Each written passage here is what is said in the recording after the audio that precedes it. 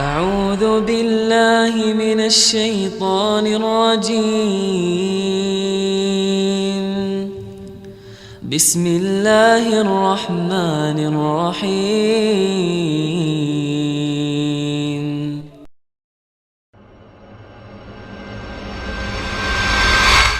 Assalamualaikum warahmatullahi wabarakatuh. Nama saya Yogi dari Bali. Ustaz, yang ingin saya tanyakan ialah ada hadis yang mengatakan jikalau seorang wanita itu melakukan zina dan hamil, maka wanita itu tidak boleh dinikahi kecuali kecuali setelah lahir anak tersebut. Nah, bagaimana di salah satu kasus di mana dua sejoli yang menjalin hubungan yang tidak halal, yaitu melakukan suatu zina, dan setelah melakukan zina itu maka yang si wanita itu hamil, Ustaz. Nah, karena ketakutan istilahnya diketahui oleh istilahnya nikah atau hamil di luar nikah, maka sejoli itu nikah, padahal kita tahu kan haram hukumnya untuk dinikahi karena telah hamil. Nah, bagaimana jika anak itu dia telah menikah ketika hamil hingga melahirkan seorang anak terus dari hasil hubungan tersebut?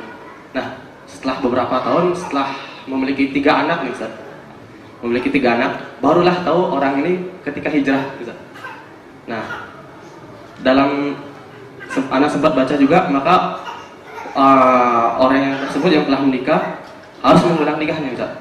Kalau tidak, maka selama mereka belum mengulang nikahnya, maka mereka tersebut melakukan zina. Nah, mungkin yang ingin saya tanyakan solusinya untuk mereka, Ustaz. Ya, Barakallahu fikum. Subhanallah jemaah. Na'udzubillahi minaz zina. Semoga Allah menyelamatkan kita dan anak keturunan kita dari zina.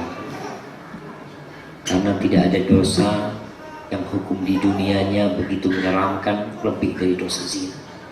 Dilemparin batu sampai mati. Na'udzubillah. Baik, berkaitan dengan orang yang hamil dari hasil zina, apakah boleh dinikahi?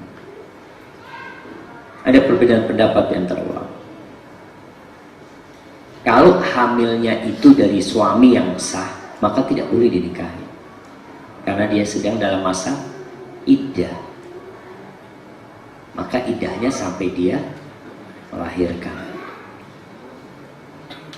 Adapun kalau itu hasil zina, maka banyak ulama mengatakan nggak apa-apa dinikahi. Cuma ada perbedaan pendapat apakah boleh dihubungin atau tidak.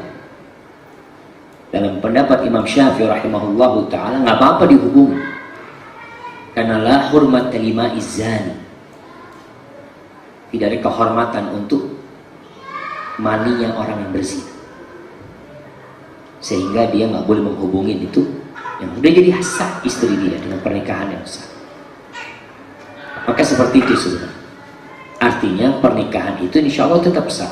Menurut pendapat yang lebih kuat, pernikahan itu tetap sah, asalkan tadi bukan hamil ada suaminya, karena itu masa iddah, dan tidak boleh menikah dalam masa iddah, dan tidak boleh engkau menghubungi zar' ghairihi, yaitu kau menyiramin tumbuhan orang lain, nggak boleh, kecuali tadi yang dibicarakan zina. Maka pendapat mazhab Syafi'i mengatakan nggak apa-apa, karena tidak ada kehormatan untuk maninya orang yang berzina. Dengan seperti itu berarti nikahnya sah, nggak ada masalah, tidak harus diperbaharui nikahnya. Tapi kalau dia menikah dengan wanita hamil yang dia dalam masa iddahnya istrinya orang, maka nggak sah pernikahannya. Di situ yang dia harus mengulangi pernikahan dia. Maka solusinya nggak harus dia mengulangi pernikahannya kalau nikahnya memang nikah beneran, bukan pura-pura menikah. Karena ada yang pura-pura menikah sekedar untuk menutupin aib. Dia nggak nikah, enggak, cuma supaya orang lihat lah kalau ini nikah. Maka dia harus menikah lagi. Jadi kiranya seperti itu. Jadi yang tidak sah itu apabila dia dalam masa iddah, hamilnya itu dalam masa iddah. Tapi kalau dari hasil zina, maka pendapat yang lebih kuat insya Allah tetap nikahnya itu sah, apakah suami boleh? Ini walaupun bukan anaknya dia ya, namun tetap anak itu tidak bisa dinasabkan kepada bapaknya. Anak yang pertama tadi, anak yang kedua, yang ketiga ini sudah dinasabkan kepada bapak. Jadi anak-anak itu tetap bersaudara jamaah, tapi satu ibu. Yang pertama itu satu ibu, sama yang dua orang itu, tapi satu bapak tidak. Hadza wallahu a'lam bissawab.